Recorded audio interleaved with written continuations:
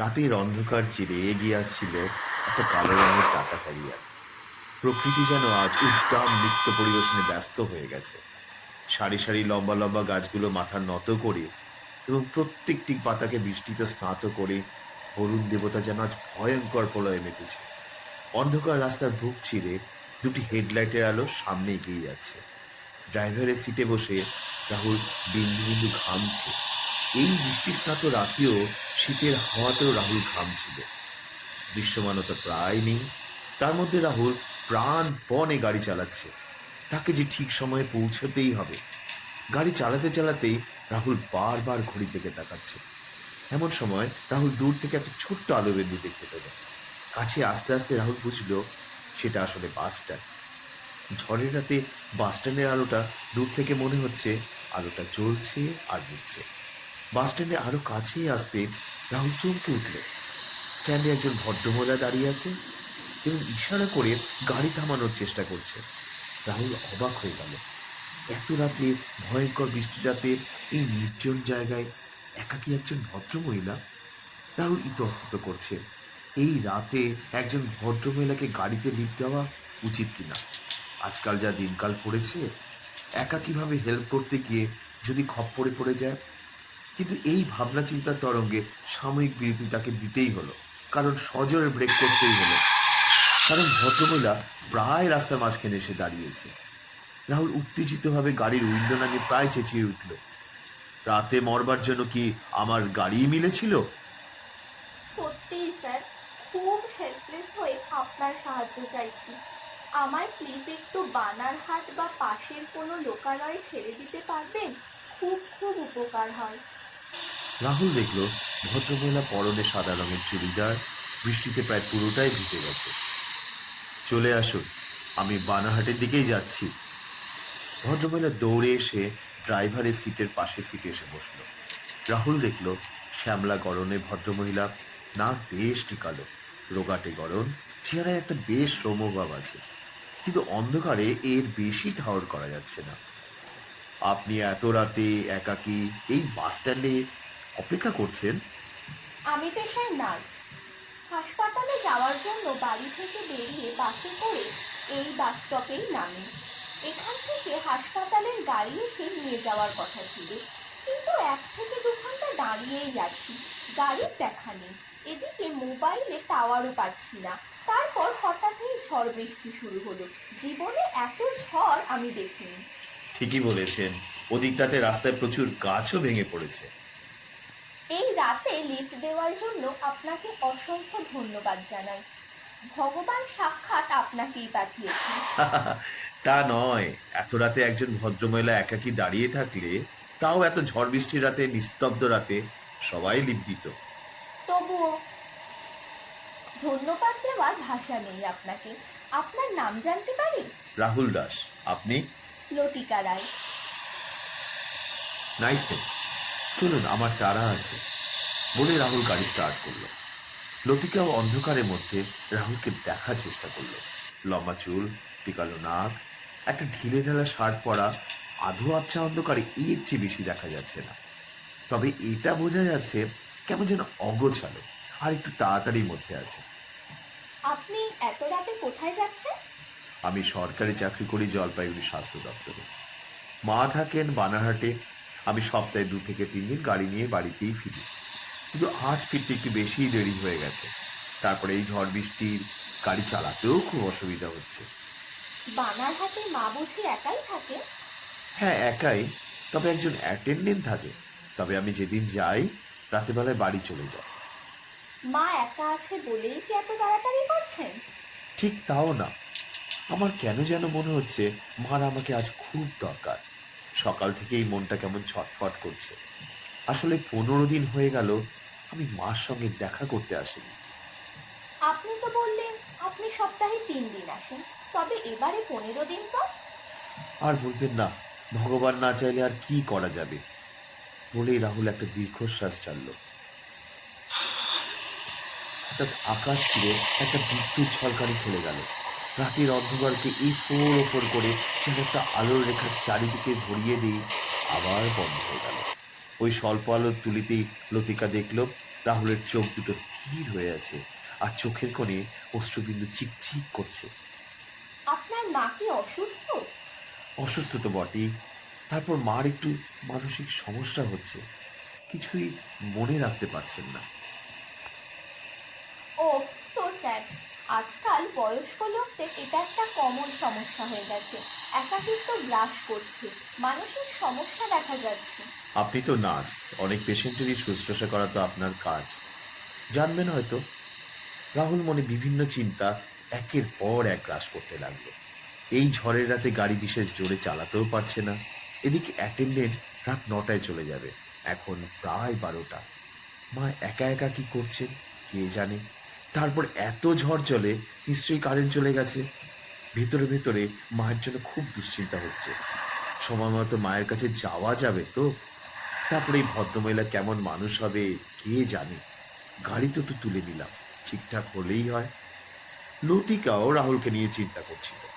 এই রাতের অন্ধকারে নির্জন একজন ভদ্রলোকের গাড়িতে উঠে পড়াটা আদৌ ঠিক হয়েছে কিনা তার জানা নেই, কিন্তু তার তো আর কোনো উপায়ও ছিল না। আপনি কি হসপিটালে যাচ্ছেন? হ্যাঁ, নাইট ডিউটি। রাত 9টা থেকে শুরু, কিন্তু ঝড় বৃষ্টিতে দেরি হয়ে যাচ্ছে। এদিকে ফোনে কানেকশন নেই। জানেন তো, মা এখন শিশুর মতো হয়ে গেছে। কারণে অকারণে অভিমান করে, আর ভুলে গিয়ে উল্টে আমাকেই দোষারোপ করে। আর কি বলবো বলুন। আপনি আপনার মাকে খুব ভালোবাসেন বলুন। কি করে বুঝলেন? আসলে এটুকু সময়ের মধ্যে আপনি মায়ের কথাই বলে যাচ্ছেন। আর অন্ধকারে এটুকু টহল করতে পারছি, মায়ের কথা বলতে গিয়ে আপনার গলা জুড়িয়ে যাচ্ছে, চোখের কোণে জলও দেখা দিচ্ছে। হ্যাঁ, এত কিছু এটুকুনি সময়ের মধ্যে বুঝে গেলেন? হয়তো। আমার মা ভীষণ ভালো মনের মানুষ, আর খুব হাসি খুশি। সবার সঙ্গে কথা বলতে খুব ভালোবাসে, সবার খুব প্রিয় ছিল। কিন্তু আজকাল কথায় কোনো কেমন অসংলগ্ন হয়ে গেছে। মাঝে এই অবস্থা দেখে আমার খুব কষ্ট হয় জানেন। স্বাভাবিক।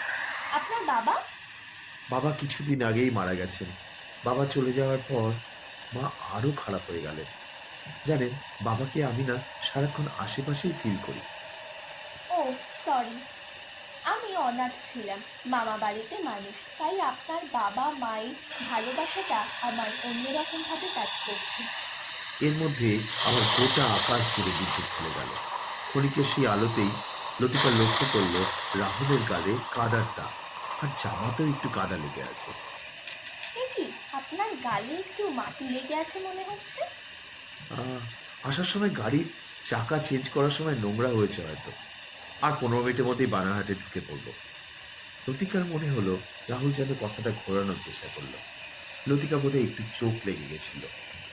দেখুন দেখুন দেখুন, সামনের গাছটা কিছুদিন আগেই একটা গাড়ির ধাক্কা মেরেছিল, সেই দিনও ঝড় বৃষ্টি ছিল। লতিকা গাছটা দেখার চেষ্টা করলো। গাড়ি থেকে আবছা অন্ধকারে গাড়ির হেডলাইটে দেখলো মোটা একটা বটগাছের কাণ্ডে অনেকটা ঘষে গিয়েছে, আর কিছু গাড়ির টুকরো এদিক ওদিক পড়ে আছে। এখানে? হ্যাঁ, এখানেই। শুনেছি গাড়িটা সজোরে এসে গাছে ধাক্কা মেরেছিল। গাড়ির ভদ্রলোক সম্ভবত ঘুমিয়ে পড়েছিলেন। How sad. একটা রিকোয়েস্ট করছি, কিছু মনে না করলে একটা উপকার করবেন? আপনি আমার এত উপকার করলেন, আর আপনার আমি এটুকু করতে পারবো না? বলুনই না কি করতে হবে। বানারহাটে ঢোকার ঠিক আগে বাদিকে যে গলিটা চা বাগানের দিকে চলে গেছে, ওদিকেই আমার বাংলো। একটু বাড়িতে গিয়ে মাকে দেখিয়ে আপনাকে বানারহাটে ছেড়ে দিচ্ছি। ও মা, এতে অসুবিধা কোথায়? রাহুল আর 200 মিটার মতো গিয়েই বাদিকের মাটির রাস্তায় গাড়িটা নামালো। লতিকা দেখলো ছোট মেঠো রাস্তায় গাড়িটা হেলতে দুলতে একটা ছোট্ট বাংলোর সামনে এসে দাঁড়ালো। বাইরের গেট থেকে দূরে কাচের জানলা দিয়ে আলো দেখা যাচ্ছে। চারিদিকে অসম্ভব কুচকুচে অন্ধকার, সম্ভবত ইনভার্টারের আলোয় জ্বলছে। একটু প্লিজ, আপনি ওই ডান দিকের ঘরটাতে যেখানে আলো জ্বলছে চলে যান। ওখানেই খাটে মা শুয়ে আছে। দূরে কাঠের আলমারির উপরে একটা ইনহেলার আছে, আর ওষুধের বক্সটাও আছে। ওখানে সরবিটারটা আছে, ওটা একটু জিভাইয়ের তলায় দিয়ে দেবেন, আর ইনহেলারটা একটু দিয়ে দেবেন। মা বোধহয় ভুলে গেছেন ওষুধটা কোথায় রেখেছে, অ্যাটেন্ডেন্টও নেই। প্লিজ একটু তাড়াতাড়ি চান, আমি গাড়িটা সাইড করে একটু হাতে সাবান দিয়ে শুয়ে আসছি। আপনি তো নার্স, নিশ্চয়ই ওষুধটা চিনে মাকে খাইয়ে দেবেন। লতিকা গাড়ির মধ্যে বসেই দেখলো বৃষ্টি অঝরে ঝরে যাচ্ছে, আর রাহুল এক নিঃশ্বাসে কথাগুলো বলে যাচ্ছে ভীষণ তাড়ায়। আপনিও চলুন। আপনি এগোন, আমি যাচ্ছি। প্লিজ তাড়াতাড়ি, মায়ের খুব কষ্ট হচ্ছে। খানিকটা কৃতজ্ঞতার খাতিরেই ব্যাগ থেকে ছাতাটা বার করে লতিকা গাড়ি থেকে নামলো। প্লিজ কুইক, তাড়াতাড়ি যান, মা ওষুধটা না পেলে। রাহুলের কথা স্তব্ধ হয়ে গেল। লতিকা আর দেরি না করে বাইরের গেট খুলে তাড়াতাড়ি আলো জ্বালানোর ঘরটির দিকে এগোতে লাগলো। লতিকা একটু অবাকই হলো রাহুলের ব্যবহারে। নিজে না গিয়ে তাকে পাঠাচ্ছে, আর এত দূর থেকেও কি করে তার মার সমস্ত অবস্থা সে দেখতে পাচ্ছে। লতিকা তাড়াতাড়ি ছোট ডান দিকের আলো লাগানো ঘরটাতে প্রবেশ করলো। ঘর খোলাই ছিল। লতিকা স্তম্ভিত হয়ে গেল। এইদিকে একজন বয়স্ক ভদ্রমহিলা খাটের উপর উপর হয়ে আছে, কিন্তু সারা শব্দ নেই। প্লিজ তাড়াতাড়ি ওষুধটা দিন। লতিকা ঘরের অন্যদিকে একটা আলমারি দেখতে পেল। তাড়াতাড়ি গিয়ে আলমারির উপর থেকে ইনহেলার আর ওষুধের বক্সটা নামালো। তারপর বয়স্ক ভদ্রমহিলাকে কাছে নিয়ে তাকে চিৎ করে শুয়ে মাথা তার কোলে নিয়ে জিভের তলায় সর্বিটটা ঢুকে দিল। Patient semi conscious. চাপ দিয়ে চোয়াল খুলে একটু ইনহেলার দুটো পাপ দেওয়ার চেষ্টা করলো। তার সেবিকা জীবনের অভিজ্ঞতাকে লতিকা বুঝতে পারল পেশেন্ট এলায়, কিন্তু এখনই হাসপাতালে পাঠানোটা ভীষণ জরুরি। নিজের মোবাইলটা ব্যাগ থেকে বার করে হসপিটালের ডক্টরকে একবার ফোন করার চেষ্টা করলো এবং সেখানে অ্যাম্বুলেন্স পাঠিয়ে দিতে বলল। ফোনটা রাখার পর লতিকা অবাক হয়ে গেল। প্রায় দীর্ঘ 2.5 ঘন্টা ধরে মোবাইল ফোন চলছিল না, এখন নিজেই অন হয়ে গেল। লতিকা পেশেন্টের কাছে গিয়ে চেস্ট কম্প্রেশন করা শুরু করল। আশ্চর্যভাবে 20-25 সেকেন্ডের মধ্যে ভদ্রমহিলা চোখ মেলে তাকালে। লতিকা সামনের জলের গ্লাস থেকে একটু জল তার মুখে ঢেলে দিল। ভদ্রমহিলা অল্প জল খেয়ে আবছা গলায় বলল, কে মা তুমি? লতিকা, একজন নার্স। এখন কেমন লাগছে আপনার? বুকে ব্যথা হচ্ছে, একটু শ্বাসকষ্ট, তবে ঠিক লাগছে। একটু চুপ করে শুয়ে থাকুন, অ্যাম্বুলেন্স আসলে আমি হাসপাতালে নিয়ে যাব। এতক্ষণে লতিকার মনে পড়ল রাহুলের কথা। কি ব্যাপার, এখানে আসা প্রায় 10 মিনিট হয়ে গেল, তিনি তো এলেন না। লতিকা ভদ্রমহিলাকে বালিশে শুয়ে দরজায় এসে দাঁড়ালো। বাইরের অন্ধকারে কিছুই ঠাউর করা যাচ্ছে না, কিন্তু গাড়ির হেডলাইটও তো দেখা যাচ্ছে না। রাহুল বাবু, রাহুল বাবু! বলে লতিকা ডেকে উঠল। কোনো সাড়া শব্দ পেল না। লতিকার কেমন একটা অস্বস্তি হলো। আবার লতিকা ঘরে প্রবেশ করলো। ঘরে ঢুকতে সামনের দেওয়ালে চোখ পড়তেই লতিকার মাথা ঘুরতে লাগলো। এত ব্যস্ততায় লতিকার আগে দেখার সুযোগই হয়নি। সামনের দেওয়ালে রাহুলের মতো দেখতে একজন ভদ্রলোকের ছবি টাঙানো না, আর তাতে মালা দেওয়া। লতিকার সামনে যেন সবকিছু অন্ধকার হয়ে গেল, আর কিছু মনে নেই। চোখে জলের ছিটে পড়তেই লতিকার চোখ মেলে তাকালো। দেখলো তার হসপিটালে একজন ভদ্রমহিলা তাকে ডাকছে, আর সামনে দিয়ে স্ট্রেচারে করে ওই বয়স্ক ভদ্রমহিলা ঘর থেকে বাইরে নিয়ে যাওয়া হচ্ছে। ভদ্রমহিলার চোখ পিটপিট করে লতিকার দিকে চেয়ে আছে। লতিকার মনে হলো উনি যেন ধন্যবাদ জানাচ্ছে। লতিকা উঠে বসলো। সে দেখলো সে মেঝেতেই পড়েছিল। উঠে বসতেই সেই ছবিটার প্রতি তার আবার চোখ গেল। ভোরের আলোয় সে বুঝলো ওটা রাহুলেরই ছবি। মানু, তুমি এই ছবিটা কার সেটা জানো? তুমি তো এখানকার বাসিন্দা। মানু নামক ভদ্রমহিলা বলল, উনি তো রাহুল দাস, আমাদের স্বাস্থ্য দপ্তরের বড় অধিকর্তা ছিলেন। ছিলেন মানে? দিন 15 আগে বাড়ি ফেরার সময় এই এখান থেকে মিনিট 15 দূরে গাছের সঙ্গে ধাক্কা লাগে ওনার গাড়ি। তারপর? আর তাতেই তো উনি মারা যান। সেদিন ওই রকম ঝড় হচ্ছিল। লতিকা আর শুনতে পাচ্ছিল না। মনু তবুও বলে যাচ্ছিল, উনি মাকে খুব ভালোবাসতেন। সেদিন মায়ের অসুস্থতা শুনে তাড়াতাড়ি চালাতে গিয়েই গাছের সঙ্গে অ্যাক্সিডেন্ট করেন। আপনি না থাকলে তো ওনার মা বাঁচতেনই না। লতিকা ধীরে ধীরে দরজার দিকে হেঁটে গেটের দিকে চলতে লাগলো। বৃষ্টি আর নেই।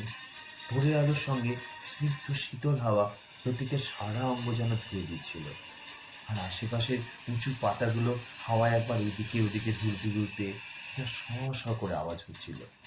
লতিকার কানে সেই শশাবাদ স্পষ্ট মনে হচ্ছিল, যেন বলছে, ধন্যবাদ লতিকা দেবী, অজস্র ধন্যবাদ মাকে বাঁচানোর জন্য।